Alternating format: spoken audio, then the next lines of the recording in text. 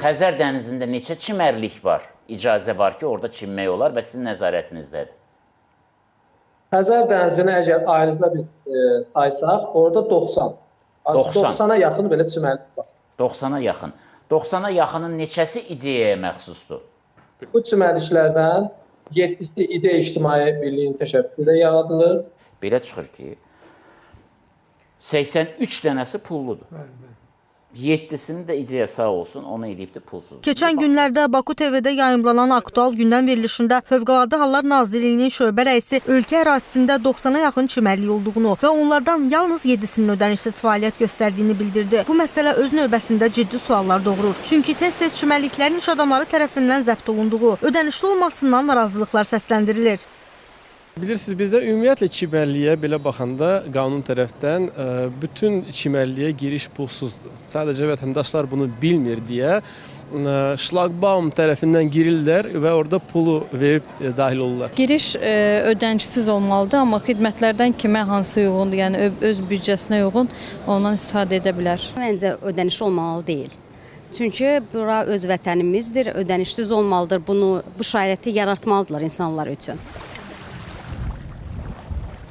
Bakı şəhər İcra Hakimiyyəti başçısının 2011-ci il tarixi sərəncamına əsasən Bakı şəhər ərazisində Xəzər dənizi sahilində olan bütün çimərliklərə giriş pulsuz olmalıdır. İnzibati Xətalar Məcəlləsinin 248-ci maddəsinə əsasən Xəzər dənizinin Azərbaycan Respublikasına mənsub olan bölməsinin sahil boyu 20-50 metrlik zolağının altında olan torpaq sahələri ilə bağlı tələblərin pozulması, məsələn, həmin torpaq sahələrinin müvafiq icra hakimiyyəti orqanı icazəsi olmadan hasara alma yolu ilə və ya digər üsullarla bağlanmasına görə inzibati məsuliyyət nəzərdə tutulmuş. Həmin maddənin sanksiyasına görə fiziki şəxslər 4000 manat məbləğində, vəzifəli şəxslər 8000 manat məbləğində, hüquqi şəxslər isə 40000 manat məbləğində cərimə oluna bilərlər.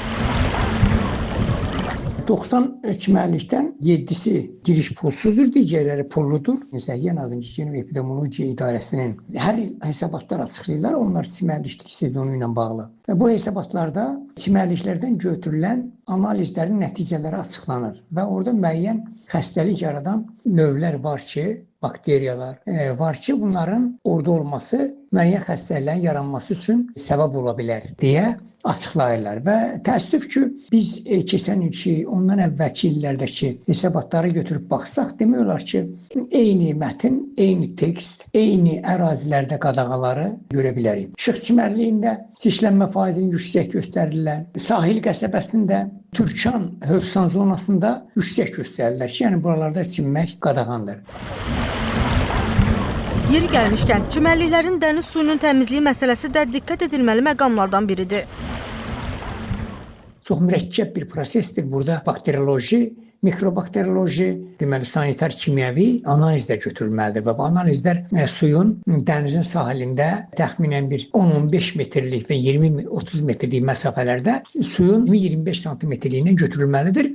Və həmin nümunələr 4 saat müddətində dərhal laboratoriyaya çatdırılmalıdır. Gigiyena və Epidemiologiya İdarəsi bunu nə vaxt aparır, necə götürürlər nümunəni, harda götürürlər, tələb olunan səviyyədə edirlərmi? Yəni bunlar hamısı çox sual altındadır, çünki heç bir şəffaf proses yoxdur. Bəs çimmək üçün qadağan edilən ərazilər hansı meyarlarla müəyyən edilir?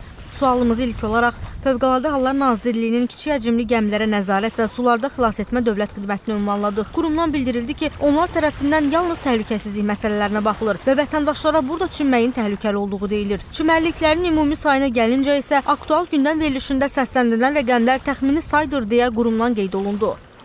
Bəs ölkədə fəaliyyət göstərən çimərliklərin dəqiq sayı nə qədərdir və neçəsində çimmək qadağan olunub? Ən əsası, bu çimərliklər nəyə əsasən ödənişlidir? Suallarımızı Bakı Şəhər İcra Hakimiyyətinə ünvanladıq. Qurumdan bildirildi ki, Bakı Şəhər İcra Hakimiyyəti icarə verən qurum deyil. O zaman çimərlikləri icarəyə verən, dəniz sahilini zəbt edən kimlərdir? Yığılan pullar kimin cibinə gedir? Bu məsələlərə görə çimmək üçün qadağan olunmuş ərazilərə üst tutan sakinlər kifayət qədər çoxdur. Onların həyatını riskə atmaqda günahkar həm qanunu, həm də vətəndaşları heçə sayanlardır.